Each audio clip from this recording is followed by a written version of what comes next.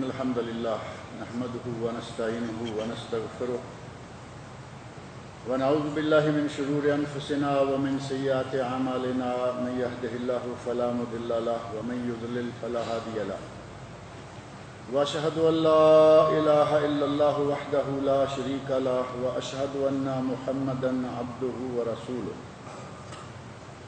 أما بعد فإن خير الحديث كتاب الله وخير الهدي هدي محمد صلى الله عليه وسلم وشر الأمور محدثاتها وكل محدثة بدعة وكل بدعة ضلالة وكل ضلالة في النار رب اشرح لي صدري ويسر لي أمري واحلل عقدة من لساني يفقهوا قولي رب اعوذ بك من همزات الشياطين واعوذ بك رب ان يحضرون اعوذ بالله السميع العليم من الشيطان الرجيم افلا يتدبرون القرآن ام على قلوب اقفالها ان الذين ارتدوا على ادبارهم من بعد ما تبين لهم الهدى الشيطان سول لهم واملى لهم ذلك بأنهم قالوا للذين كرهوا ما نزل الله سنطيعكم في بعض الأمر والله يعلم إسرارهم فكيف إذا توفتهم الملائكة يضربون وجوههم وأدبارهم ذلك بأنهم اتبعوا ما أسخط الله وكرهوا رضوانه فأحبط أعمالهم۔ یہ سورہ محمد ہے صلی اللہ علیہ وسلم، اور سورہ محمد کی آیت 24، 25، 26، 27 اور 28 یہ چند آیات میں نے آپ کے سامنے پڑھی ہیں، اور آپ کے علم میں ہے کہ جب ہم نے اس سورت کا آغاز کیا تھا تو اس وقت قدر تفصیل کے ساتھ اس کا تعارف کروایا تھا کہ یہ کب نازل ہوئی اور کون سے حالات میں یہ نازل ہوئی۔ مدنی سورت، مدینہ منورہ میں جو نازل ہونے والی صورتیں ہیں ان میں سے یہ ہے، اور جب یہ سورت نازل ہوئی تب تک مسلمانوں کو جہاد کرنے کی اجازت مل چکی تھی۔ پہلے سورہ حج کی آیت نمبر 39 میں اللہ رب العزت نے جہاد کرنے کی اجازت دی تھی، اور اجازت کے بعد کچھ ہی عرصہ کے بعد اللہ رب العزت نے سورۃ البقرہ کی آیت نمبر 190 میں مسلمانوں کو کفار کے ساتھ، باطل کے ساتھ جہاد اور قتال کرنے کا حکم دے دیا تھا۔ اور اجازت اور حکم میں جو فرق ہے وہ آپ سمجھ سکتے ہیں۔ اجازت محض اجازت، جی چاہے تو کرو، نہ جی چاہے تو نہ کرو، لیکن حکم کا یہ معنی نہیں ہوتا۔ جب حکم آ گیا قاتلو فاقتلو جاہدو، تو اس کا معنی اب یہ نہیں ہے کہ جی چاہے تو جہاد کرو، نہ جی چاہے تو نہ کرو، بلکہ اب یہ حکم ہے کہ تمہیں جہاد کرنا ہوگا اپنے دین کے تحفظ کے لیے، اپنے نبی کی عصمت و آبرو کے تحفظ کے لیے، اور اللہ کے اس بھیجے ہوئے حق کو دنیا میں غالب کرنے کے لیے تمہیں جہاد کرنا ہوگا۔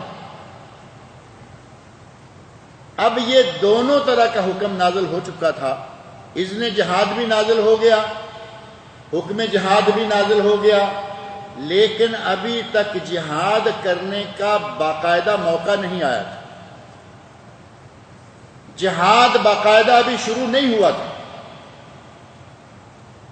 اس وقت اللہ رب العزت نے یہ سورت نازل فرمائی، اور اس میں جہاد کرنے کا طریقہ، کفار کے ساتھ قتال اور جنگ کے آداب،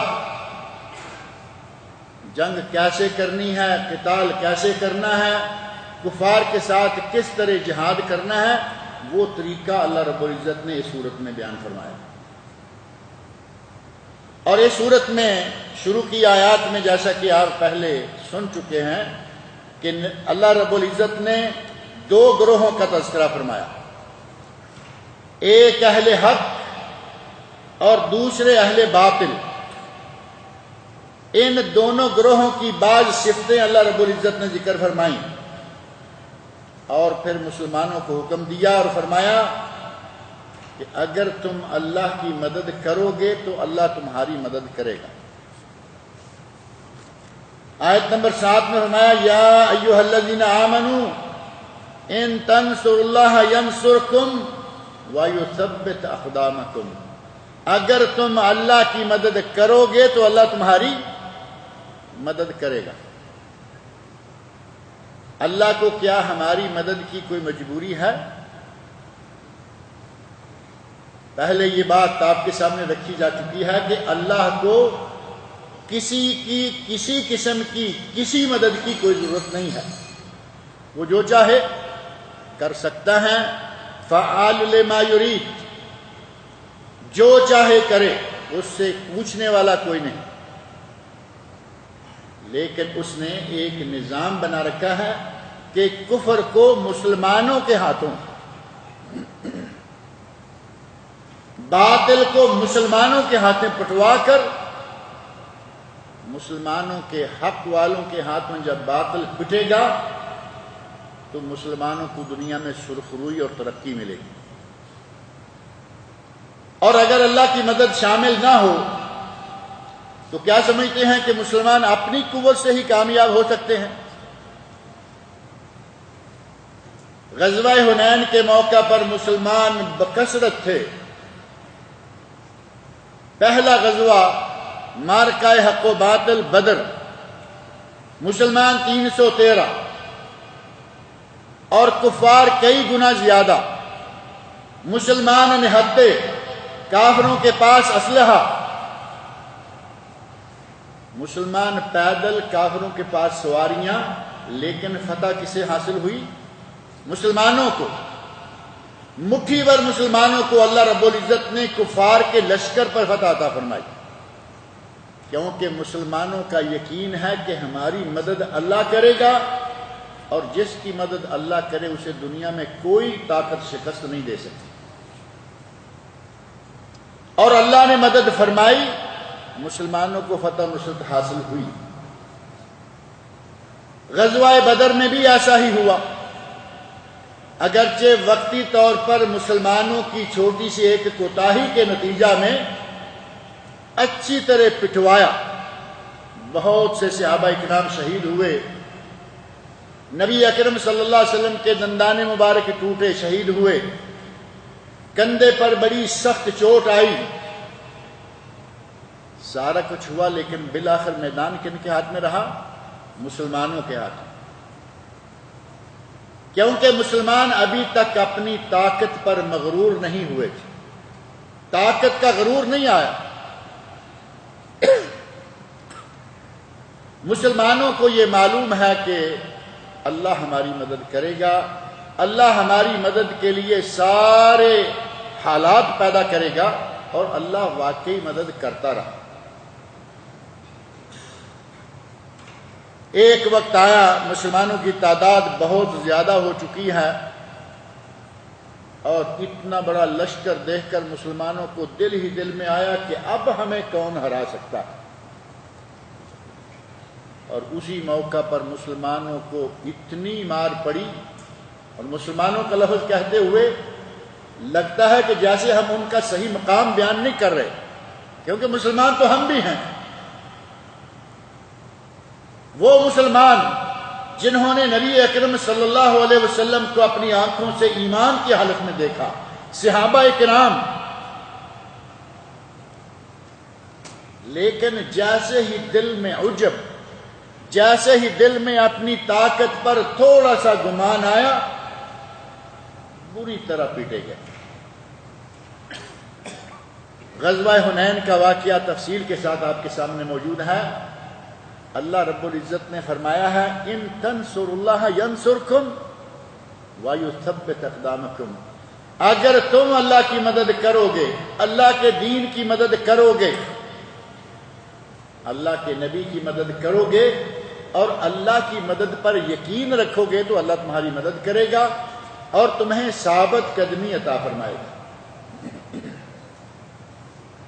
ثابت قدمی اور مدد کب آئے گی؟ جب تم اللہ کی مدد کرو گے۔ اور اسی طرح کے اہم امور اس صورت کے اندر اللہ رب العزت نے بیان فرمائے، مومنوں کی حالت، کافروں کی حالت، اور ایک موقع پہ جب کفار نے کہا کہ آج ہم غالب ہیں، ان مسلمانوں کا کوئی مولا نہیں ہے، اللہ رب العزت نے اس کا جواب دیتے ہوئے فرمایا ذَلِكَ بِأَنَّ اللَّهَ مَوْلَى الَّذِينَ آمَنُوا وَأَنَّ الْكَافِرِينَ لَا مَوْلَى لَهُمْ۔ کفار نے کہا کہ آج ہبل، آج لات و منات، آج ہمارے ساتھ بڑی بڑی قوتیں ہیں، تو نبی اکرم صلی اللہ علیہ وسلم نے اس وقت فرمایا تھا کہ آج اللہ ہمارے ساتھ ہے، تمہارے ساتھ مولا نہیں۔ پتھر کے بنائے ہوئے بت کیا مولا بنیں گے؟ پتھر کسی کی کیا مدد کرے گا؟ اور آج وہ وقت آ چکا ہے کہ ہندو بھی یہ سمجھنا شروع ہو گیا ہے کہ اس پتھر میں کچھ بھی نہیں۔ آپ کو ایسے واقعات ملیں گے، نوجوان نسل کا ہندو بھی سمجھتا ہے کہ یہ ہمارے بوڑھے لوگوں نے پتہ نہیں کیا بنا رکھا ہے۔ یقین مانے کہ بعض ہندوؤں سے بات کرنے پر یہ موقع ملا، کہتے ہیں کہ بزرگ کرتے آ رہے ہیں، ہم اب ان کی دیکھا دیکھی کر رہے ہیں، ورنہ ہمیں یقین ہے کہ یہ پتھر کچھ نہیں کر سکتے۔ ہم اپنے ہاتھوں سے کھڑا کرتے ہیں، تراشتے ہیں، خریدتے ہیں، اونچی جگہ رکھتے ہیں اور اس کے سامنے دعائیں کرنا شروع کر دیتے ہیں، یہ ہمارا کیا کریں گے؟ اور آج کا مسلمان ان ہندوؤں سے بھی گیا گزرا ہے، مرے ہوئے مردوں کو، جن کو مرے 1 2 4 دن نہیں، 2 4 ہفتے نہیں، مہینے نہیں، سینکڑوں سال گزر گئے، ان مردوں کی قبروں پہ جائیں گے اور قبروں سے وہی مطالبات کریں گے جو ایک ہندو پتھر سے کرتا ہے۔ ہندو نے سمجھنا شروع کر دیا، مسلمان سمجھنے کے لیے ابھی تک تیار نہیں ہو رہا۔ اللہ رب العزت نے ان کا جواب دیا اور نبی اکرم صلی اللہ علیہ وسلم نے ان کا جواب دیا، اللہ مولانا ولا مولا لکم، اللہ مولانا، اے کفار ہمارا رب اللہ ہے، ولا مولا لکم، تم یہ جو کہہ رہے ہو کہ حبل، لات، منات، یہ اور وہ، یہ تمہاری مدد کریں گے، لا مولا لکم، اور اللہ رب العزت نے مسلمانوں کے مقابلہ میں کبھی کفار کی مدد نہیں کی، کیونکہ ان کا ایمان پتھروں میں ہے۔ مسلمانوں کا، صحابہ کرام کا ایمان اللہ کی ذات پر تھا، لہذا اللہ ان کی مدد کرتا رہا، اور جن لوگوں کو یہ صحیح عقیدہ ملا، اللہ رب العزت نے ان کے لیے جنت میں طرح طرح کی نہروں کا ذکر فرمایا کہ ان کو جنت میں اللہ تعالیٰ نہریں عطا فرمائے گا۔ ان کی تفصیل اپنے ایک درس میں ذکر کر چکا ہوں۔ پانی کی نہر، من ماء غیر آسن، وہ پانی جس کا مزہ کبھی تبدیل نہیں ہوگا۔ دودھ کی نہر، لم یتغیر طعمہ، آج دودھ تھوڑی دیر پڑا رہے تو کھٹا ہو جاتا ہے، ہوتا ہے یا نہیں؟ دودھ کھٹا ہو گیا، تھوڑا اور پڑا رہا تو پھٹنا شروع ہو گیا۔ دہی کا رنگ، اور تھوڑا اور آگے بڑھائیں تو اس کو سونگھ بھی نہیں سکتے، کھانا پینا تو دور کی بات۔ اللہ رب العزت فرما رہے ہیں کہ ہم جنت میں اپنے بندوں کو وہ نہر دیں گے جس میں دودھ ہوگا، لم یتغیر طعمہ، جس کا کبھی مزہ تبدیل نہیں ہوگا۔ لذت بحال رہے گی، ہمیشہ دائمی رہے گی۔ وَأَنْهَارٌ مِّنْ خَمْرٍ لَذَّةً لِلشَّارِبِينَ، شراب کی نہریں بھی ہوں گی۔ نبی اکرم صلی اللہ علیہ وسلم فرمایا ہے کہ جو دنیا میں شراب پیتے ہیں ان کو اللہ آخرت میں شراب مہیا نہیں کرے گا۔ اور دنیا کی شراب کیا ہے وہ آپ لوگوں سے پوشیدہ نہیں ہے، بدبودار، پیسہ بھی خرچ کرتے ہیں اور بدبودار مشروب پی کر کوئی ادھر گر رہا ہے، کوئی ادھر پڑ رہا ہے، اپنا ہوش نہیں، بہو بیٹی کی پہچان نہیں، دو لڑکیوں میں بہن کون ہے، بیوی کون ہے، اس کی پرواہ نہیں۔ شرابیوں کو نشے کی حالت میں تو دیکھا ہی ہوگا کہیں نہ کہیں۔ اللہ رب العزت فرما رہے ہیں کہ ہم اپنے بندوں کو آخرت میں وہ شراب کی وہ نہریں مہیا کریں گے جو پینے والوں کے لیے لذت کا باعث ہوں۔ اور قرآن کریم میں ایک جگہ نہیں بلکہ 2 جگہ فرمایا کہ وہ شراب نہ ان کے دماغ میں چڑھے گی، نہ پاگلوں کی طرح گرتے پڑتے نظر آئیں گے، بلکہ باہوش و حواس، تندرست و توانا، لیکن لذت ہوگی، شراب لذیذ ہوگی، لذت والی ہوگی۔ وَأَنْهَارٌ مِّنْ عَسَلٍ مُّصَفًّى، اور صاف ستھری شہد کی نہریں ہوں گی۔ شہد ہوگا صاف ستھرا، کسی قسم کی ملاوٹ نہیں ہوگی۔ آج آپ مارکیٹ میں شہد خریدنے جائیے، آپ کو مختلف ناموں کی یہاں سے لے کے وہاں تک لائن ملے گی، مختلف کمپنیاں، مختلف رنگ، مختلف ڈیزائن، اور شاید سپر مارکیٹ میں پڑے ہوئے 10 قسم کے شہد کے جو ڈبے ملیں گے ان میں سے کوئی ایک ڈبہ بھی خالص نہیں ہوگا۔ شکر کو گھولا ہوا ہے۔ اب تو بیچاری مکھیوں کے ساتھ بھی دھوکہ کیا جاتا رہتا ہے۔ مکھیاں خود اڑتی ہیں، پھولوں پہ بیٹھتی ہیں، پھلوں پہ بیٹھتی ہیں، اور اللہ رب العزت نے ان کے لعاب میں یہ برکت رکھی ہے، پھل کا رس چوس لیں، پھول کا رس چوس لیں، ان کے منہ سے ہوتے ہوئے جب وہ نکلتا ہے تو وہ شہد بن جاتا ہے۔ اب پھل کا رس چوسیں گی تو وہ پھل ہے، اللہ رب العزت کا تیار کردہ ایک مزیدار چیز ہے۔ اگر پھول کا رس چوسیں گی ایک خوبصورت چیز ہے، خالص ہے۔ اور آج کل آپ کے علم میں ہوگا جو باقاعدہ شہد کے لیے مزرے بنائے جاتے ہیں، فارم بنائے جاتے ہیں، ڈبے رکھے ہوئے ہیں، ڈبوں میں شکر ڈالی ہوئی ہے، کسی میں گیلی، کسی میں خشک، کسی میں کسی طرح کی۔ مکھی بیچاری وہاں بیٹھتی ہے، میٹھا ہے مکھی تو بیٹھے گی، معروف مثال ہے، کہتے ہیں کہ میٹھا ہے تو مکھی تو آئے گی۔ میٹھے کے ڈبے پہ مکھی بیٹھی، وہاں سے کچھ چوسا، اڑی اور اپنے جگہ پہ چلی گئی، اپنے گھر میں چلی گئی جو ان کا چھتا ہے۔ اب ہمارے آج کے اس مسلمان اور غیر مسلم کا بنایا ہوا جو یہ پھندا ہے، مکھی بیچاری بھی وہاں سے شکر لالا کے اپنے چھتے میں ڈال رہی ہے۔ اللہ رب العزت فرما رہے ہیں کہ ہمارے یہاں شہد ایسی نہیں ہوگی، عسل مصفی، صاف ستھری، کسی قسم کی کوئی ملاوٹ نہیں۔ فیس بک پر اور مختلف جو آج کل میڈیا کی اشیاء نکل آئی ہیں، روزانہ دوسرے دن کوئی نہ کوئی ایسا موضوع چھڑا رہتا ہے۔ پچھلے دنوں ایک موضوع چھڑا ہوا تھا کہ اصلی شہد کی پہچان کیا ہے، اصلی شہد کون سا ہوتا ہے، اور انہوں نے جو لسٹ دی ہے،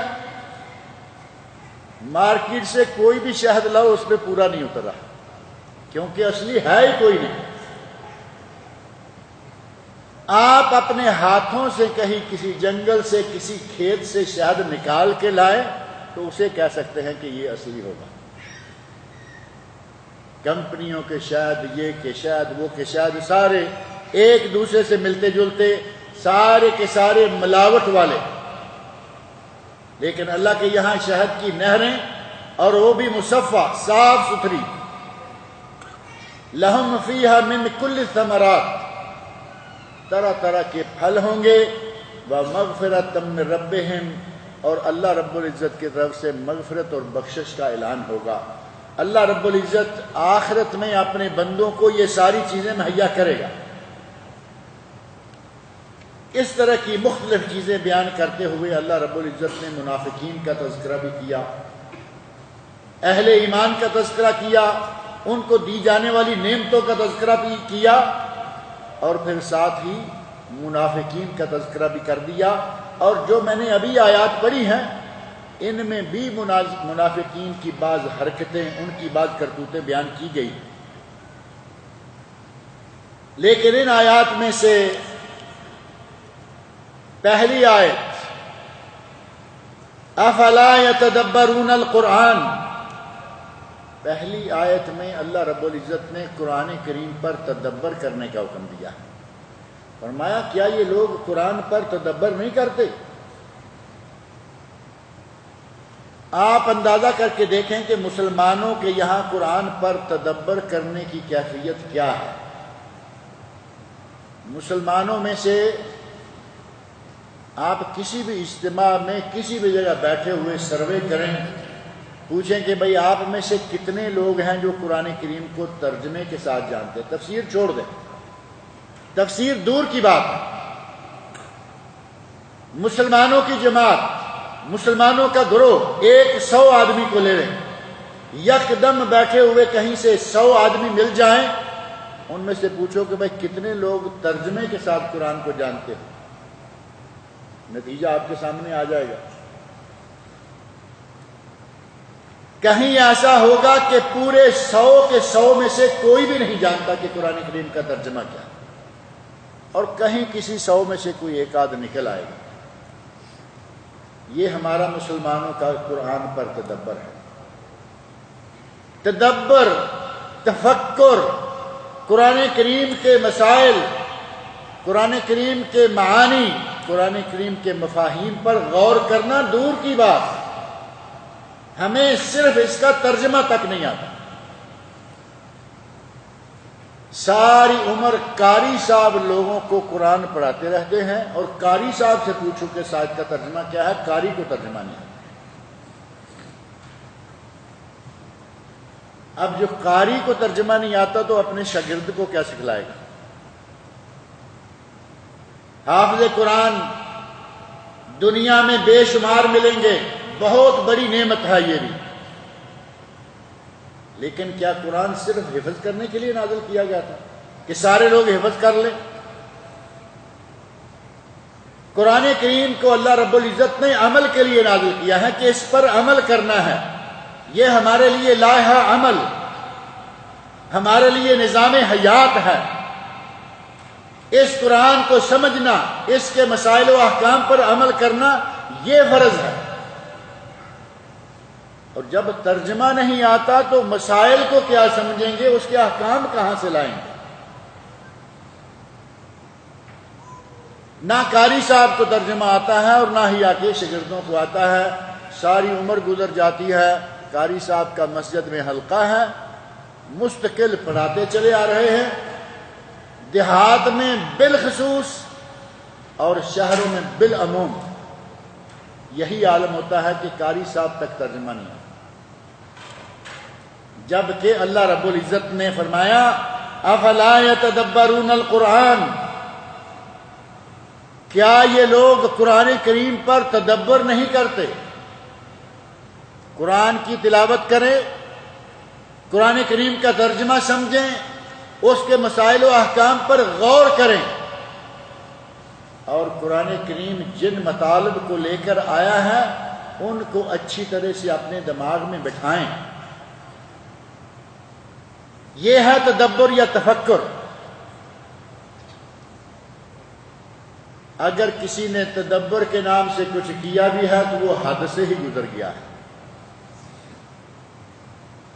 آپ کے علم میں ہوگا کہ اس نام کی ایک تفسیر ہے تدبر قرآن۔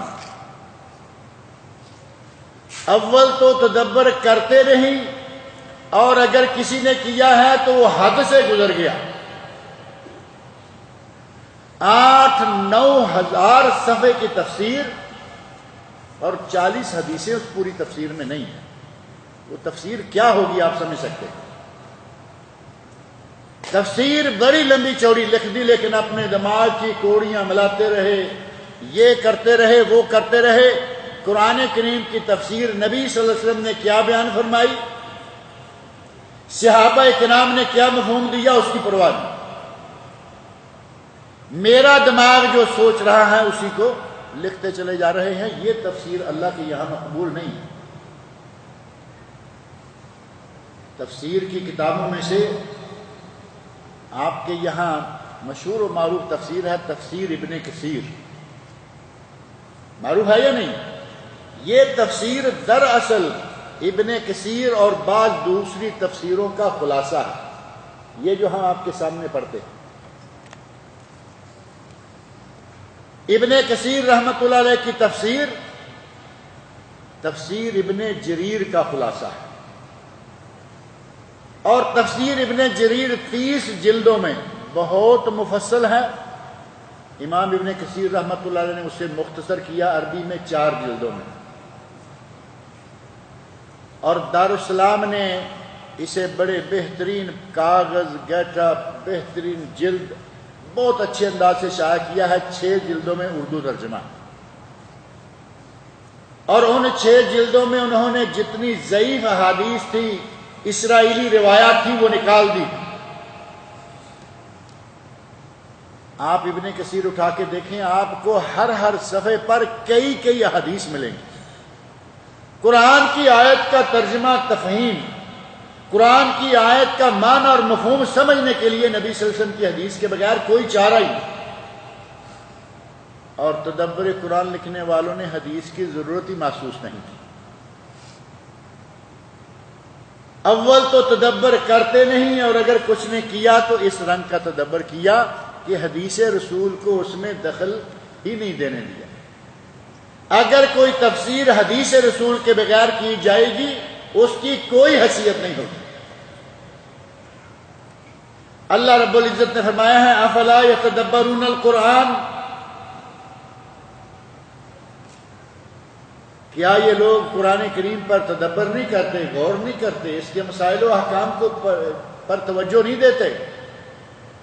ام علی قلوب اقفالها، یا پھر کہیں ان کے دلوں پر تالے پڑے ہوئے ہیں، تالے، ان کے دلوں کو تالے لگے ہوئے ہیں۔ اور اللہ رب العزت نے یہاں مطلقاً اقفال نہیں کہا، اقفالها، ان کے دلوں پر دلوں کے تالے، وہ تالے جو حق ناشناس دلوں پر لگتے ہیں، کیا کہیں ان کے دلوں پر تالے تو نہیں پڑے ہوئے؟ اللہ رب العزت ہمیں قرآن کریم کو پڑھنے، اسے سمجھنے اور اس کے احکام پر عمل کرنے کی توفیق عطا فرمائے۔ اللہ نے قرآن صرف تلاوت کے لیے نازل نہیں کیا، بلکہ اگر اس سے بھی ایک قدم آگے کہوں، اللہ نے قرآن دم کرنے کے لیے نہیں بھیجا کہ صرف دم کرتے رہو مختلف آیات سے، بیماروں کی شفا کے لیے ذریعہ صرف، نہ یہ قرآن صرف دم کرنے کے لیے ہے، نہ یہ قرآن قسموں میں اٹھانے کے لیے ہے۔ ہمارے یہاں قرآن کریم سال بھر اونچا پڑا رہتا ہے، یا تو رمضان میں اتارتے ہیں 1 مرتبہ سالانہ، سال میں 1 مرتبہ رمضان میں اتارا اور تھوڑا بہت پڑھ لیا، یا پھر دوران سال کبھی کبھی قرآن کو اس جگہ سے اتارنے کی ضرورت پیش کب آتی ہے جب قسم اٹھانی ہو تو کہتے ہیں کہ لاؤ قرآن، لاؤ قرآن، میں اپنے سر پہ رکھ کے قسم کھاتا ہوں۔ اور سامنے والوں کا یہ حال ہے کہ جب تک وہ سر پہ قرآن رکھ کے قسم نہ کھائے سمجھتے ہیں کہ یہ قسم صحیح نہیں ہوگی، جبکہ قرآن کریم کو سر پہ رکھنا یا قرآن کریم کو اپنے ہاتھ میں لے کر قسم کھانا سلف صالحین میں اس کی کوئی مثال ہی نہیں ملتی۔ اگر کسی کو قسم کھانا ہے کلام اللہ کی، کلام الہی کی، قرآن کریم کی، کہے کہ میں قسم کھاتا ہوں، کافی ہے۔ نہ ہاتھ میں لینا اور نہ سر پہ رکھنا کوئی ضروری نہیں۔ ہمارے مسلمانوں نے آج اسے یا دم درود کرنے کے لیے، دم جاڑ کرنے کے لیے، رقیہ شرعیہ کے لیے، یا قسمیں اٹھانے کے لیے، یا تبرک کے لیے گھر میں رکھا ہوا ہے، خوب سنبھال کے رکھتے ہیں۔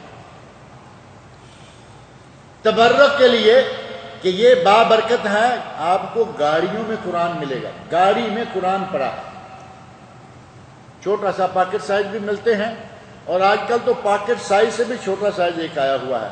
آپ نے شاید دیکھا ہوگا جتنا یہ موبائل میرے ہاتھ کے اوپر ہے اس سائز کا ڈبیا نما ایک قرآن کریم مل رہا ہے۔ گاڑیوں میں پڑا ہے، ڈرائیور سے پوچھو کہ کبھی پڑا ہے؟ پڑا ہوا ہے، پڑھیں گے نہیں۔ بھائی گاڑی میں کیوں رکھا ہوا ہے؟ اللہ کا کلام ہے، برکت ہے، ایکسیڈنٹ نہیں ہوتا، یہ نہیں ہوتا۔ اب قرآن کریم کو ایکسیڈنٹ روکنے کے لیے استعمال کیا جائے، اس سے کسی کو انکار نہیں ہے کہ قرآن کریم بابرکت ہے، اس کی برکتوں سے بلائیں مصیبتیں ٹلتی ہیں، لیکن کیا صرف بلائیں مصیبتیں ٹالنے کے لیے رکھیں گے، پڑھنے کے لیے نہیں؟ اس کو پڑھے گا اب کون؟ میں نے گاڑی میں رکھ لیا، کسی نے گھر میں رکھ لیا، کسی نے دکان میں رکھ لیا، اور سارے برکتیں ہی صرف حاصل کرنا چاہتے ہیں۔ اس کا معنی مفہوم کون سمجھے گا؟ اس پہ عمل کون کرے گا؟ اس کے لیے کوئی اور امت آئے گی، اور قوم آئے گی۔ مسلمانوں کو اپنے اس طرز عمل پر غور کرنا چاہیے کہ اللہ رب العزت نے قرآن کو تدبر کرنے کے لیے، سوچنے کے لیے، پڑھنے کے لیے، سمجھنے کے لیے اور اس کے احکام پر عمل کرنے کے لیے نازل کیا ہے، صرف تبرک کے لیے نہیں، صرف قسمیں کھانے کے لیے نہیں۔ افلا یتدبرون القرآن ام علی قلوب اقفالها، یہ قرآن کریم پر تدبر کیوں نہیں کرتے، یا کہ کہیں ان کے دلوں پر تالے لگے ہوئے ہیں۔ ان الذین ارتدوا علی ادبارهم من بعد ما تبین لهم الہدی، بے شک وہ لوگ جو مرتد ہو گئے، اپنی پیٹھوں کے بل پلٹ گئے، من بعد ما تبین لهم الہدی، بعد اس کے کہ ان کے لیے ہدایت واضح ہو گئی، ہدایت واضح ہو گئی، اسلام کو سمجھ لیا، اسلام میں داخل ہو گئے، مسلمان ہو گئے، اور جب ہدایت واضح ہو جانے کے بعد اس سے نکل جائیں تو پھر کیا نام ہوگا؟ قرآن کریم میں یہاں لفظ ہے ارتدو، اور اس کے اندر لفظ مرتد نظر آتا ہے یا نہیں؟ ارتدو، مرتد ہو گئے۔ اور مرتد کون ہے؟ ایک آدمی کافر ہے، اس کو مرتد نہیں کہا جاتا، حالانکہ وہ اسلام کو نہیں مانتا۔ یہ اب اسلام کو نہیں مانتا، اس کو مرتد کیوں کہا جا رہا ہے؟ کافر تو پہلے سے کافر ہے، وہ تو اسلام لایا ہی نہیں۔ ایک آدمی اسلام لا کر، مسلمان ہو کر جب اسلام سے نکلتا ہے تو اسے مرتد قرار جاتا ہے کہ یہ پھر گیا ہے، اسلام لا کر، اسلام میں داخل ہو کر اسلام سے پھر گیا۔ کافر کو قرآن کریم میں نبی اکرم صلی اللہ علیہ وسلم کی حدیث میں کہیں نہیں کہا گیا کہ کافر جہاں ملے اسے قتل کر دو۔ جو کافر ہے اسے پکڑو قتل کر دو، ایسا کہیں نہیں۔ جہاد کے باقاعدہ قواعد ہیں، جہاد کے باقاعدہ اصول ہیں۔ حتیٰ کہ کافر آپ کے ملک میں آیا ہوا ہے، نبی اکرم صلی اللہ علیہ وسلم کی حدیث میں ہے کہ اس کا پوری طرح تحفظ کرو، اسے اذیت نہ پہنچاؤ۔ مستامن مسلمانوں کے یہاں جو ذمہ رہ رہے ہیں ان کی جان و مال اور آبرو کا خیال کرو، حفاظت کرو۔ لیکن مرتد جو اسلام لا کر اسلام سے پھر جائے، اسلام لا کر اسلام سے نکل جائے، اس کے بارے میں نبی صلی اللہ علیہ وسلم ارشاد فرماتے ہیں کہ اس کی سزا سزائے موت ہے۔ مرتد کی سزا سزائے موت، کیونکہ وہ سمجھ کر اسلام میں داخل ہو کر اسلام کو ٹھکرا کے نکل رہا ہے، اس کا دنیا میں زندہ رہنا جائز نہیں۔ نبی اکرم صلی اللہ علیہ وسلم کا ارشاد ہے کہ مرتد کی سزا سزائے موت ہے۔ اللہ رب العزت فرما رہے ہیں کہ جو لوگ ہدایت روشن، ہدایت واضح، ہدایت پا لینے کے بعد اس سے پھر جاتے ہیں، الشیطان سول لہم، یقیناً اس گمراہی کو شیطان نے ان کے لیے مزین کیا۔ شیطان نے ان کے لیے گمراہی کو، ارتداد کو، دین اسلام سے نکل جانے کو مزین کیا ہے۔ وَأَمْلَا لَهُمْ، اور انہیں شیطان نے یہ ڈھیل دی۔ اگر کوئی آدمی مسلمان ہے اور اسلام سے نکل جائے، اس کی سزا نبی اکرم صلی اللہ علیہ وسلم نے سزائے موت قرار دی ہے، لیکن کافر کی یہ سزا نہیں ہے۔ ذَلِكَ بِأَنَّهُمْ قَالُوا، منافقین کا تذکرہ کرتے ہوئے اللہ تعالیٰ نے فرمایا یہ اس لیے کہ انہوں نے کہا، کن سے کہا؟ لِلَّذِينَ كَرِهُوا مَا نَزَّلَ اللَّهُ، وہ لوگ جنہوں نے اللہ کے نازل کردہ دین، اللہ کے نازل کردہ حق سے نفرت کی، جو کافر ہیں، ان کافروں کو کون کہہ رہے ہیں؟ جو مسلمان ہو چکے، اسلام لا چکے، مومنوں کی جماعت میں شامل ہو چکے، لیکن دل کے اندر ابھی انہی کافروں کی محبت باقی ہے۔ وہ کہہ رہے ہیں سَنُطِيعُ فِي بَعْضِ الْأَمْرِ، ہم بعض باتوں میں تمہاری اطاعت کریں گے۔ کافروں سے کون کہہ رہا ہے؟ مسلمانوں کی جماعت میں شامل ہے، لیکن دنیاوی مفادات کی خاطر اگر جنگ ہوئی تو ہمارے خاندان قبیلے بچ جائیں گے، جنگ ہوئی تو ہم بچ جائیں گے، ہمیں یہ لوگ قتل نہیں کریں گے۔ محض چند دنیاوی مفادات کی خاطر کافروں کے ساتھ ساز باز کر رہے ہیں اور کہہ رہے ہیں سَنُطِيعُ فِي بَعْضِ الْأَمْرِ، سَنُطِيعُكُمْ فِي بَعْضِ الْأَمْرِ، بعض امور میں ہم تمہاری اطاعت کریں گے۔ اور سمجھتے ہیں کہ شاید ان باتوں کو اللہ نہیں جانتا، نعوذ باللہ، شاید اللہ کو یہ باتیں معلوم نہ ہوں۔ ہم تو اندر کھاتے ساز باز کر رہے ہیں، پیغام بھیجتے ہیں کافروں کی جماعت کو، کافروں کے سردار کو کہ ہم تمہارا بعض امور میں تعاون کریں گے، تمہاری اطاعت کریں گے تاکہ اپنا کچھ نہ کچھ دنیاوی فائدہ حاصل کر لیں۔ اللہ فرما رہا ہے وَاللَّهُ يَعْلَمُ إِسْرَارَهُمْ، اللہ ان کے تمام اسرار، ان کے تمام بھید، یہ راتوں کے اندھیروں میں چار دیواریوں میں چھپ کر بھی باتیں کریں گے تو اللہ کو معلوم ہے۔ اللہ سے کوئی چیز پوشیدہ رہ سکتی ہے؟ اللہ سے کوئی چیز پوشیدہ نہیں۔ کوئی دن کو کرے، کوئی رات کو کرے، کوئی کھلے میدان میں کرے، کوئی بند کمروں میں کرے، کوئی بغیر آواز کے کرے، کوئی آواز نکال کے کرے، اللہ رب العزت دلوں کی بھی جانتا ہے۔ یعلم ما فی الصدور، اللہ وہ ہے جو دلوں کی بھی جانتا ہے۔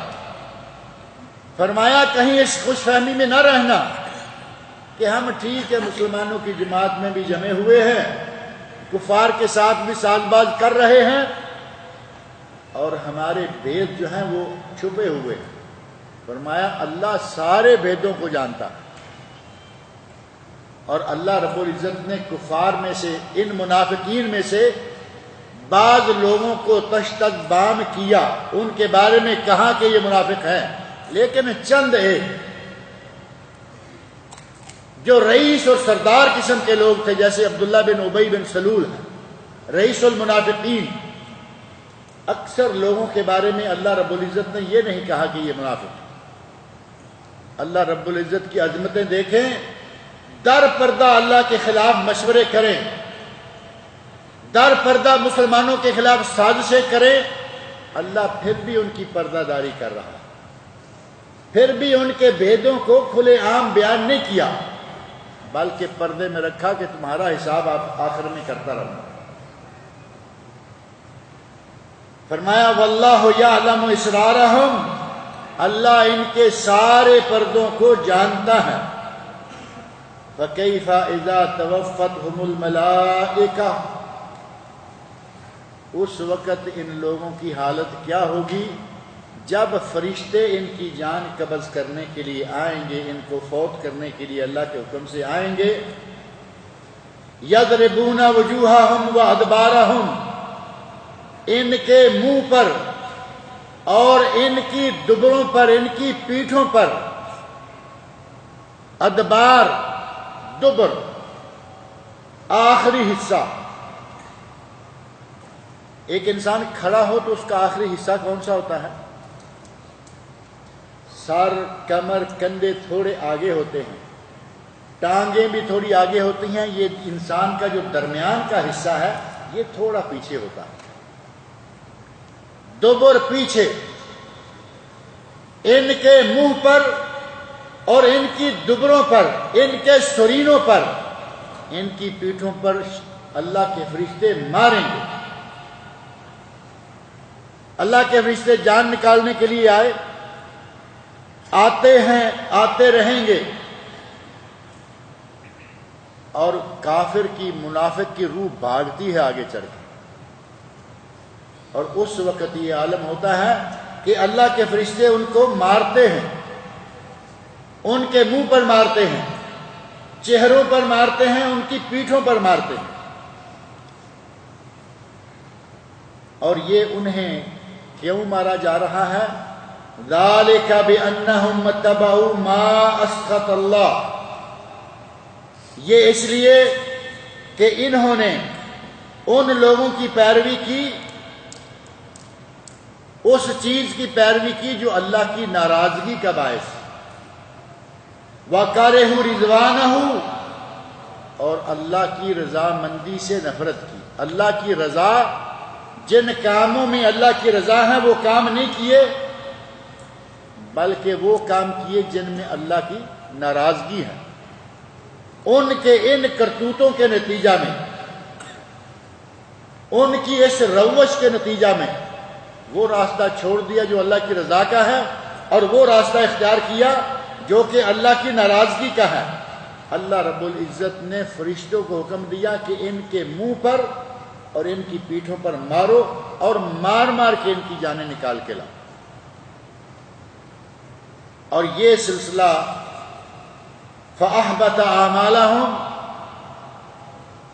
دنیا میں جتنے اعمال انہوں نے سر انجام دیے ہوں گے، اللہ رب العزت ان کے وہ سارے اعمال بھی برباد کر دے گا۔ اب ظاہر ہے کہ منافق نمازیں پڑھتے ہیں یا نہیں؟ منافق نمازیں پڑھتے ہیں، منافق حج کرتے ہیں، منافق عمرہ کرتے ہیں، منافق زکاتیں صدقات دیتے ہیں، منافق روزے رکھتے ہیں۔ منافق تو پورا مسلمان ہوتا ہے نا، بظاہر وہ مسلمان ہے، زبان سے کلمہ بھی پڑھتا ہے، نماز، روزہ، حج، زکات، صدقات سب کرتا ہے، لیکن دل ہی دل میں وہ مسلمانوں کے بھی خلاف ہے، اسلام کے بھی خلاف ہے۔ اب جو وہ نمازیں پڑھ رہا ہے، روزے رکھ رہا ہے، زکاتیں دے رہا ہے، موقع بموقع خیرات بھی کرتا ہے، صدقات نکالتا ہے، ان کا کیا ہوگا؟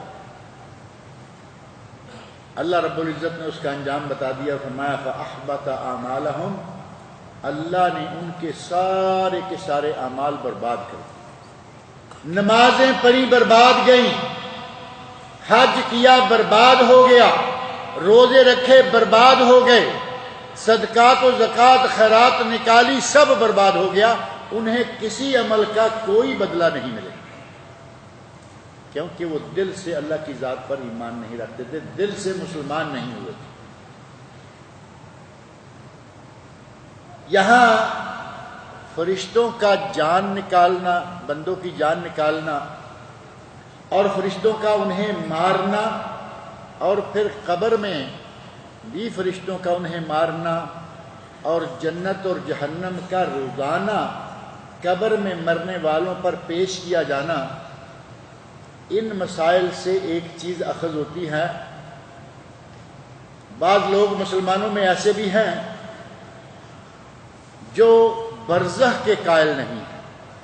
برزخ جو اس زندگی اور آخری زندگی کے درمیان کا ایک عرصہ ہے، جسے برزخ کہا گیا، قبر کی زندگی۔ کچھ لوگ اس قبر کی زندگی کے قائل نہیں اور عذاب قبر، عذاب برزخ کے قائل نہیں۔ ان لوگوں کا رد اس آیت میں بھی موجود ہے، اور کچھ اور آیات بھی ہیں جن میں اس بات کا رد موجود ہے اور برزخ کی زندگی کا ثبوت موجود ہے۔ وہ آیات اب ساری ذکر کریں گے تو بات لمبی ہو جائے گی۔ اللہ نے توفیق دی تو انشاءاللہ اگلے ہفتے برزخ کی زندگی، عذاب قبر اور اس کے بارے میں قرآنی آیات اور بعض روایات بھی آپ کے سامنے رکھیں گے۔ اللہ رب العزت سے دعا ہے کہ وہ مجھے اور آپ سب لوگوں کو قرآن کریم پڑھنے، سننے، سمجھنے اور اس کے احکام پر عمل کرنے کی توفیق عطا فرمائے۔ جمعہ کو انشاءاللہ رحیمہ راس تنورہ میں آپ کو معلوم ہوگا جلسہ ہو رہا ہے، اور اس میں بڑے بڑے علماء کرام تشریف لا رہے ہیں۔ آپ سب حضرات وہاں جائیے، جلسہ میں شرکت کیجئے اور علماء کرام سے کے کتابات سے استفادہ کیجئے۔ یہ جمعہ جو ابھی پرسوں آ رہا ہے،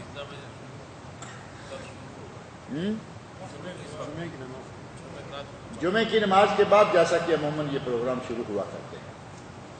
آج کوئی سوال نہیں مل رہا ہے، پہلا دن تھا، اچھی بات ہے۔ آئندہ انشاءاللہ تعالیٰ جس کے پاس سوال ہوں گے ان کے جواب بھی دیا کریں گے، ساتھ ساتھ اللہ تعالیٰ مجھے اور آپ سب لوگوں کو نیک عمل کی توفیق عطا فرمائے۔